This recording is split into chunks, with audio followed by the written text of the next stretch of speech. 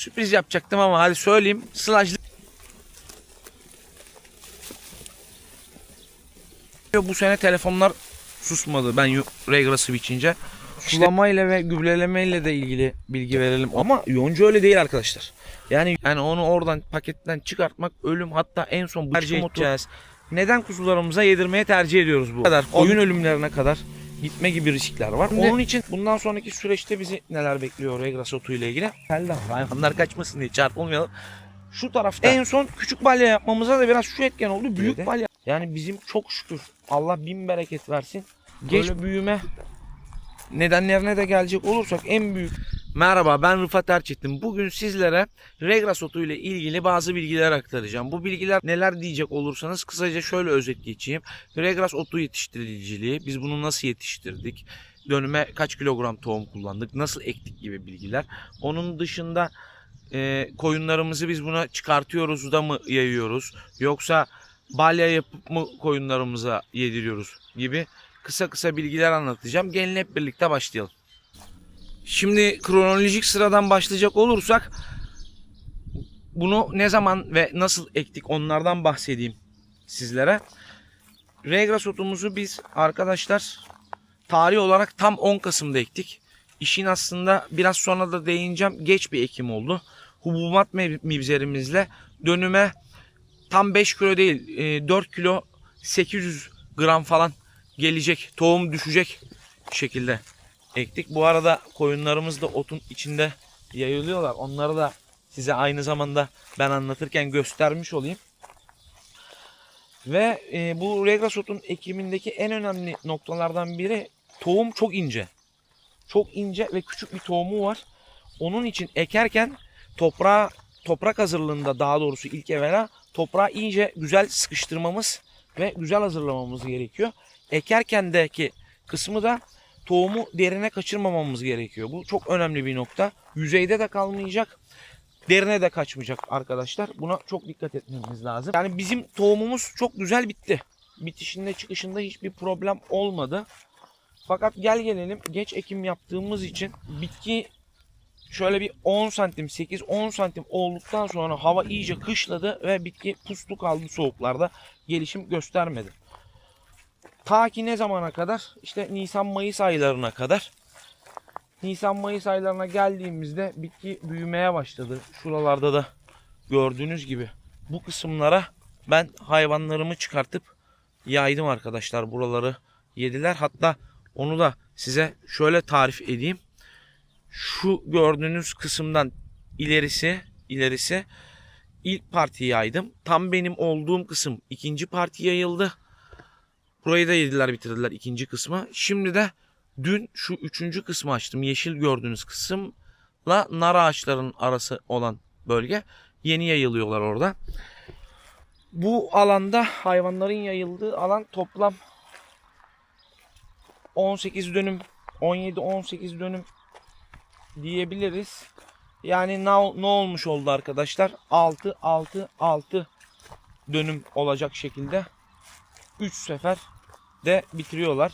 Şimdi bunları çıkartalı biz bu ota ne kadar zaman oldu? Yani tam net bilmemekle birlikte 3 aşağı 5 yukarı 1,5 ay oldu diyebilirim. Bu dönemde de ben hayvanlarımı beslerken yine aynı zamanda 250 gram buğday, sabah o akşam olmak üzere 125'er gram buğday yediriyorum hayvanlarıma. Şimdi Regras otumuzun geç büyüme nedenlerine de gelecek olursak en büyük etken az önce de bahsettiğim gibi geç ekmemizdi. Ama onun dışında bu sene iklimsel bazı şeyler de bizim bu Regras yetiştiriciliğimizi çok etkiledi. Bölgemizde çok fazla yağışlar oldu. Yani biz bu yağışlara gayet tabii çok sevindik. Çünkü biraz da kurak gidiyordu havalar. Ama bu sefer işte o çok yağışlar bitkilerin gelişimini de etkiledi. Olumsuz etkiledi. Yani bizim çok şükür Allah bin bereket versin, öyle büyük zararlarımız yok. Su durup otları kesmedi. Ama şöyle bir durum gelişti. Bazı abilerimizin yerlerinde su durdu arkadaşlar. Yani hani Su durunca da mesela bir abimiz 20 dönüm yerini komple bozdu. Hiçbir ürün alamadı. Bizde çok şükür öyle durumlar yaşanmadı. Şimdi hayvanlarımız burada bakın yayılıyorlar. Yani şundan da bahsedeyim. Ben bu sene ilk defa regras ekmiyorum. Geçen sene de regras ektim.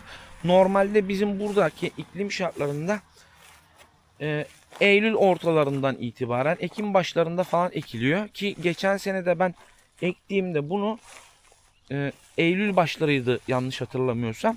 Fakat o zaman sulayarak bitirmiştik biz bunu. O zaman hiç yağış yoktu. 6-7 sefer sulamıştık. Fakat otumuzdan çok yüksek bir verim aldık. Ne gibi verim aldık? Geç ekim olmadığı için, yani yılbaşı gibi, Ocak, yanlış hatırlamıyorsam Ocak Şubat aylarında, yani şöyle diz boyu bölgelere kadar büyüdü. O ilk biçimde biz sılaj yapmıştık otumuzu. Mısır sılajı gibi beyaz paketlerin içerisinde. Onun bir kısmını o şekilde sattık, bir kısmını kendimiz hayvanlarımıza yedirdik.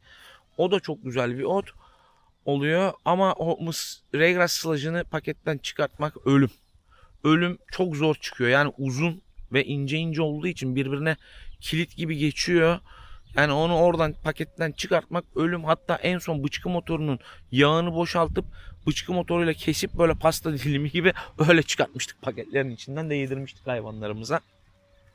Yine hayvanlarımıza doğru devam edelim anlatırken, onlarla ilgili görseller de göstereceğim çünkü size. Yani o geçtiğimiz yıl 3 biçim almıştık. İlk biçim sılajlık, ikinci biçim kuru balya, üçüncü biçim de kuru balyaydı. İkinci biçim kuru balyayı ne zaman yaptık? Yani Mart-Nisan ayları gibi yanlış hatırlamıyorsam kurutmuştuk ve küçük balya yapıp kaldırmıştık. Üçüncü biçimi de yine Haziran'a doğru kuru balya olacak şekilde küçük balya yapıp kaldırmıştık. Bu sene şöyle terslikler gitti. Yani ben zaten o ilk sılaj biçimini atladım. İlk sılaj biçimini atlayınca ikinci biçime gireceğiz direkt kuru balya olarak. Biçtim. Arkadaşlar tam kuracak. 3 gün sonra bir yağmur. Hadi. Otu çevir bu sefer 40 ayakla. Bir o tarafa çevir. Hava alsın, bozulmasın diye. Yani ondan sonra tam kurudu diyoruz. Hadi bir yağmur daha. Hadi yine ıslanıyor. Islak otu da balya yapamayız. Küf yapar. Küf yaptı mı çöp olur. Hiçbir kıymeti yok yani onu da öyle yapmanın. Ya sizin anlayacağınız lafı da çok uzatmayayım. 8-9 sefer falan otu çevirdim ama tabii otun yarı yeri tarlanın içinde yok olduğu gibi bir şey oldu. Az bir balya aldık. Onu da büyük balya yapamadık zaten. Öncesinde de ama biz bir biçimde denedik. Büyük balya yapmaya çalıştı. Hatta tam şu bölgede 2 balya yaptık. Baktık yine yaş olmuyor. En son küçük balya yapmamıza da biraz şu etken oldu. Büyük balya arkadaşlar çok sıkışıyor. Çok sıkışıyor yani. Hiç nem toleransı yok. Ufak balya biraz daha da azıcık nem olsa tolere edebiliyor yani hani onu. O yüzden büyük balya yapmaktan vazgeçip küçük balya yaptırdık. Bu arada ben size göstereyim. Bizim yer buraya kadar değil. Şöyle gösterecek olursam burada elektrikli tel de var. Hayvanlar kaçmasın diye çarpılmayalım. Şu tarafta regras otu. Orada da yine 17-18 dönüm falan regras otumuz var ama oraya hayvanlarımız hiç geçmiyor arkadaşlar. Hayvanlar sadece burada, şu benim arkamda gördüğünüz ağırlarımızın önündeki bu bölgede, hatta şöyle dönerek göstereyim. Bu bölgede gördüğünüz gibi yayılıyorlar. Şimdi bundan sonraki süreçte bizi neler bekliyor regras otu ile ilgili?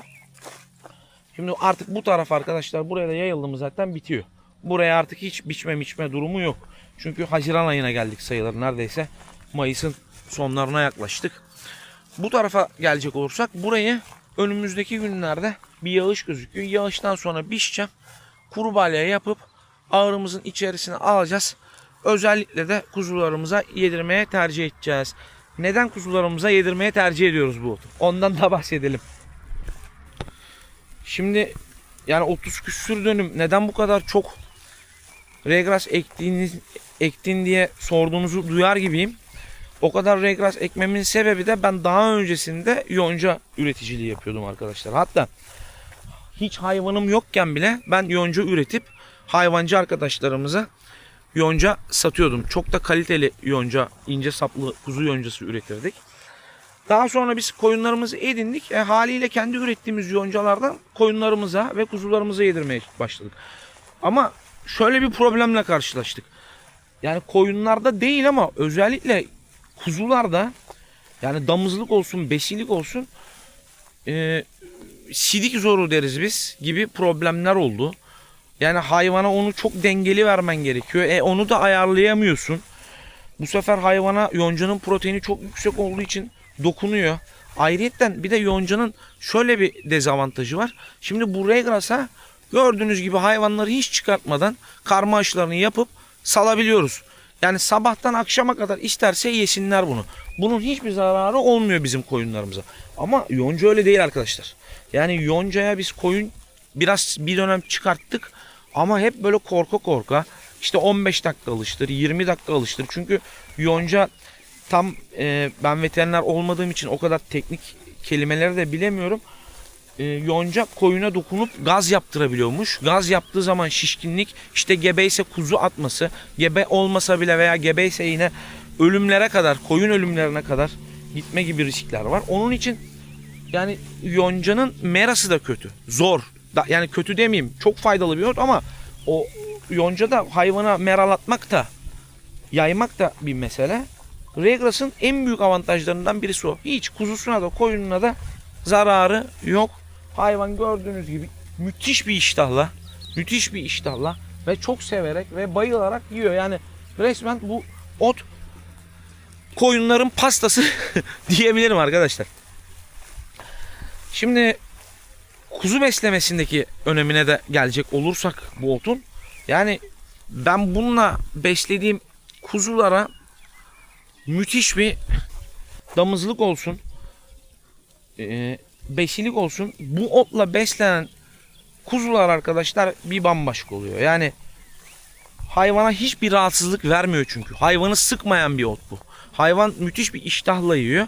Ayrıca bu arada şunu da atlamadan belirteyim. Önümüzdeki günlerde kuzu beslemesiyle ilgili de video gelecek. Onun için lütfen videoları takipte kalın. Şimdi biz buraya biçeceğiz. Biçtikten sonra az önce de dediğimiz gibi inşallah hava müsaade eder, bu sefer toplayacağız vaktiyle. Balya yapıp ağırımıza koyacağız. Daha sonrasında bizi ne gibi süreç bekliyor arkadaşlar? Bu yerlere ben işte o günün durumlarına göre, toprağın durumuna göre bakacağım. Ya patlatma ya da pulluk yapıp buraları hep birlikte süreceğiz. Hep birlikte diyorum çünkü onlarla ilgili videolarda gelecek. Bunları size paylaşacağım. Bu iki yeri sürdükten sonra aynı anda işte tohum yatağını güzelce hazırlayacağız. Ve buralara sürpriz yapacaktım ama hadi söyleyeyim, sılajlık mısır ekeceğiz. Hep birlikte.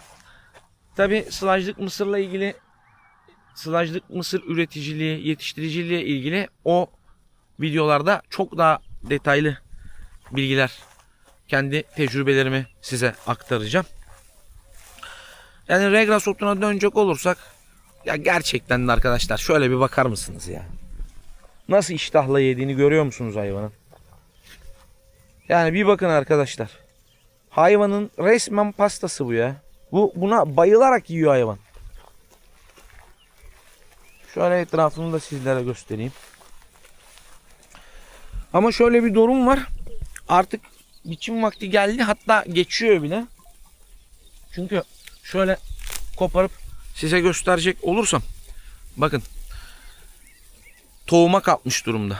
Bu aslında objektif olacak olursak tohum yapmadan, bu şekilde gelmeden biçilip balya yapılması gerekiyor. Neden diye soracak olursanız, tohuma kalktığı zaman bitki içerisindeki işte protein de, enerjili de gibi daha ismini anımsayamadığım bir sürü değerlerin hepsini tohumuna aktarıyor ve hayvan tüketeceği zaman o tohumsuz haline göre daha düşük, çok daha düşük faydalanabiliyor enerjisinden, proteininden falan.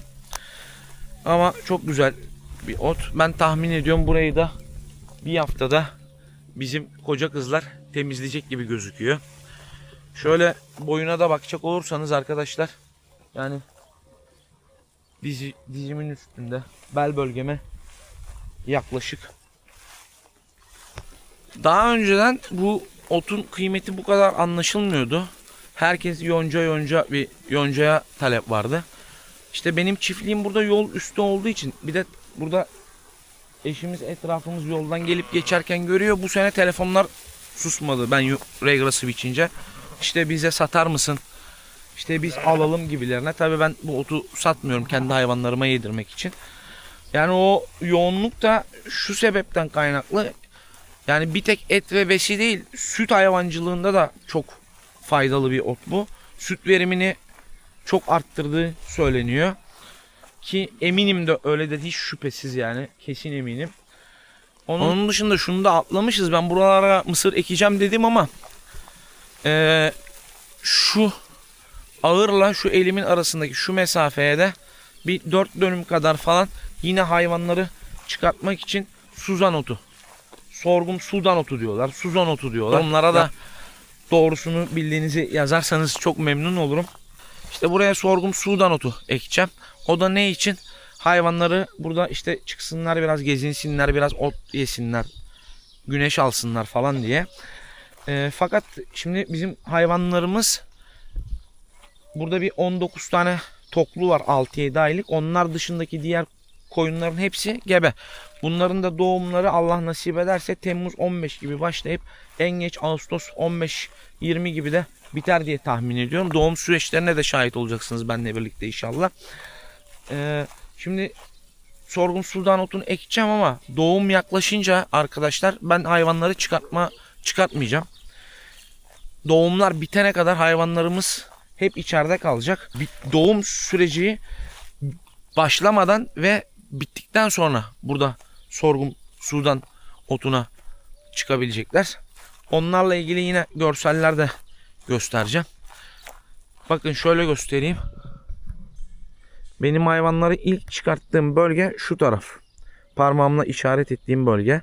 Zaten belki ortadaki çizgiden de anlıyorsunuzdur. Elektrik teli tam buradaydı. Bu tarafa hiç çıkamıyorlardı. Daha sonrasında elektrikli teli şuraya çektim. Yine zaten bu taraf, şu taraf tam yenmediği için daha yeşil. Şimdi de orada yayılıyorlar. Ne oluyor? 6 dönüm, 6 dönüm, 6 dönüm, toplam 18 dönümü işte 100'e yakın hayvanımız yemiş olacak. Süreç olarak ne kadar? Maksimumda 2 aydır. Az önce hayvanlar benimle birlikte geziyordu ve otları yiyorlardı. Şimdi gördüğünüz gibi ağırın köşesine toplandılar. İçeri gidecekler. Çünkü artık Mayıs'ın sonuna da yaklaştığımız için öğlen hava sıcaklıkları yükseliyor. Haliyle hayvanlar da burada artık kendini yormayıp, gerçi bir kısmı da buradaymış. Onlar da birazdan geçerler oraya. Biraz yedikten sonra içeri gidiyorlar. Gölgede biraz duruyorlar. Daha sonra tekrar canları istediğinde çıkıyorlar. Kapı çünkü sürekli açık. Akşam ben buradan gidene kadar. En güzel yaylımı da akşam saatlerinde yapıyorlar arkadaşlar koyunlarımız. Akşam böyle 6'dan sonra 7-8 gibi müthiş bir yaylım yapıyorlar hiç içeri girmeden. Ondan sonra ben çiftlikten giderken kapıyı kapatıyorum. Hepsi içeride istirahate, dinlenmeye geçmiş oluyor diyelim. Sulamayla ve gübrelemeyle de ilgili bilgi verelim. Onu da atlamayalım. Sulamayı bu sene hiç yapmadık. O yönden şanslıydık. Yani tohumu ektik. Üzerine zaten yağmur yağdı. Yağmurlarla çıktı. Ondan sonra da maşallah bölgemizde yağmurlar. Gerçi Türkiye genelinde bu sene yağışlar çok iyiydi. Siz de haberlerden muhakkak görüyorsunuzdur.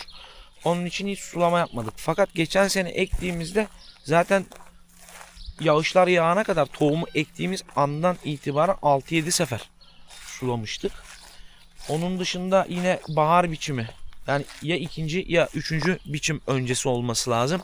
Orada da yine sulama yaptık. Fakat geçen sene az önce de bahsettiğim gibi verim, yani bu yılın 3 katı 4 katı bir verim aldık diyebilirim. Tohum olarak ne kullandık? Geçen sene de bu sene de aynı tohumu kullandım. Tek fark, geçen sene ben başka birine ektirmiştim. Mibzerim daha yoktu. Bu sene kendim ektim mibzeri yeni edindiğim için. Tohum olarak aynı tohumu kullandık. Tohumun da tam ismini hatırlayamayacağım arkadaşlar ama ithal bir tohum. Yani rakamını tam hatırlayamıyorum ama Regras tohumlarının en pahalılarından biriydi. Yani kardeşlemesi falan güzel. Sadece işte bu sene iklimsel bazı sebeplerden ötürü verimimiz düşüktü. Gübreden de bahsedecek olursam ekerken 15 kilogram üre. Daha sonrasında da 2 sefer birinde 10 kilo birinde de 15 kilo, tam sırasını hatırlayamayacağım ama yine üre gübresi attım. Yani totalde 15, 30, 40 kilogram üre gübresi atıldı buraya. Onun da bilgisini vereyim. Fakat yine ben ziraat mühendisi değilim. Mühendis arkadaşlar buna yorum yazarlarsa çok memnun olurum. Çok yağış olduğu için şöyle bir söylentiler duydum ben bölgede. İşte çok yağmur da attığımız gübrenin belli bir kısmını yıkayıp toprağın derinine geçiriyormuş. Bitki ondan, o attığımız gübreden tam %100 faydalanamıyormuş gibi şeyler duydum ama sizi asla yanlış bilgi vermek istemem. Ziraat mühendisi arkadaşlarımız bu konuyla ilgili yorum yaparlarsa çok memnun olurum. Ben de bir şey öğrenmiş olurum bu arada. Yani yoncayla Regras otunu kıyaslayacak olursam Regras otu bence kesinlikle 1-2-0 önde diyebilirim. Ve hayvancılıkta benim için Regras otu artık vazgeçilmezse vazgeçilmez oldu arkadaşlar. Neden vazgeçilmez oldu? Yani çok müthiş bir ot. O yüzden ben bu otu artık Allah sağlık verdikçe ve hayvan üretmeye devam ettiğim sürece her sene ekeceğim. Belki 30-40 dönüm ekmeyebilirim. Sadece bu ağırın önüne ekebilirim. Onun kararını daha şimdiden veremem. Onunla ilgili bir şey söyleyemem ama yani az da olsa 3 dönüm de olsa 5 dönüm de olsa 10 dönüm de olsa ben bu Regras otunu ekerim. Çünkü çok faydalı olduğunu düşünüyorum. Bir de hava şartları, iklimler de bizi, çiftçiyi desteklerse müthiş bir verim alıyoruz. Size de ekmenizi tavsiye ederim. Fakat ekerken işte en önemli şeylerden biri tohum yatağını çok iyi hazırlamak. Toprağı iyice sıkıştırmak. Ekim esnasında da mibzeri çok iyi ayarlamamız gerekiyor. Yani mibzerin tohum kilo ayarı değil de mibzerin derinlik ayarı. Çünkü tohum az önce de bahsettiğim gibi ince, ufak bir tohum olduğu için yani derine kaçarsa onun oradan çıkmasına imkan yok, patlatıp toprağa. Toprağın böyle hemen yüzeyine gibi üstünü sadece çok ince bir toprak tabakası kapatacak şekilde ekilmesi gerekiyor. Buna çok dikkat edin arkadaşlar, yani bu otu ektirecek olursanız. Bu arada şeyi de çok merak ediyorum ben. Hiç onu ekmedim. Tefgras diye bir yaz otu varmış. Bu Regras'ın yazları sadece ekilen bir otuymuş. Onu merak ediyorum. Bu sene Suzan otu ekeceğim bahsettiğim gibi ama Tefgras'ı da ektiyseniz, Tefgras'la ilgili bilginiz varsa aktarırsanız yorumlar kısmına memnun olurum. Çünkü Tefgras'la ilgili şöyle şeyler duydum. Onun tohumu daha da küçük olduğu için onu bitirmek, toprakta çıkarmak çok çok zor diyorlar. Hatta burada bir arkadaşımız ekmiş, bitirememiş, geri bozmuş falan tarlasını. Öyle bir tecrübeniz olduysa yani lütfen yorumlar kısmına yazın. Bir bilgi akışı olsun aramızda. Ben de sizden bir şey öğrenmiş olursam memnun olurum. Şimdi Regras otunun iklim şartlarına uyumuyla ilgili de size bilgiler vereyim. Kış otu diye geçiyor zaten bu literatürde. Fakat işte Ekim, Kasım ayları gibi ekiliyor. İşte Aralık'a kadar, soğuklara kadar büyüyebildiğince büyüyor. Fakat Aralık ayında soğuklar bastırınca gelişimi, çok soğuklarda ama gelişimi duruyor. Fakat bitki ölmüyor. Sadece gelişimi çok zayıflıyor. Ta ki ne zamana kadar? Şubat'ın 15'ine kadar. Biz zemheri deriz. İşte zemheri çıkana kadar.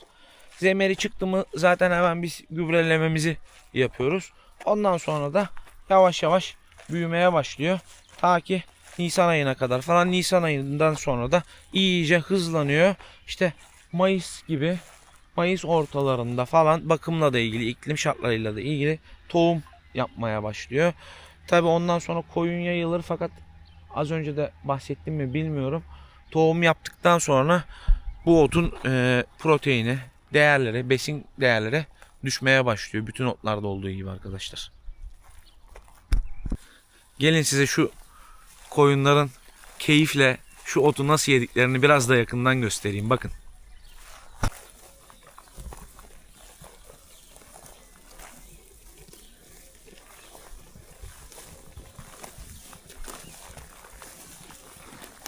Nasıl iştahla yediklerini görüyor musunuz arkadaşlar? Yani bizim bile bu otu yiyesimiz gelecek neredeyse bunları böyle görünce. Otun yüksekliğini de gezmedikleri yerde böyle biraz teamül edebilirsiniz belki bundan.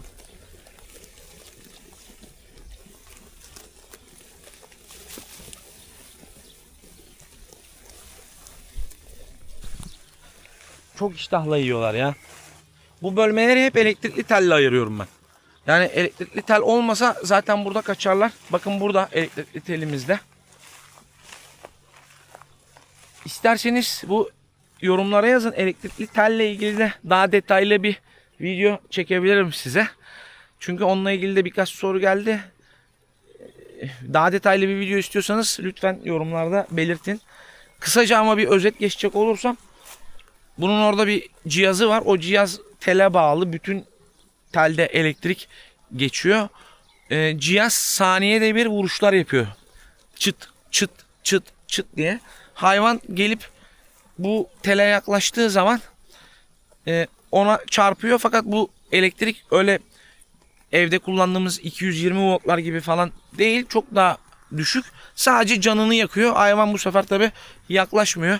Belli bir süre sonra zaten bu tele alıştıklarında hiç yanına yaklaşmıyorlar diyebilirim. İşte bu teli çektikten sonra en dikkat etmeniz gereken kısım ilk 1-2 gün arkadaşlar.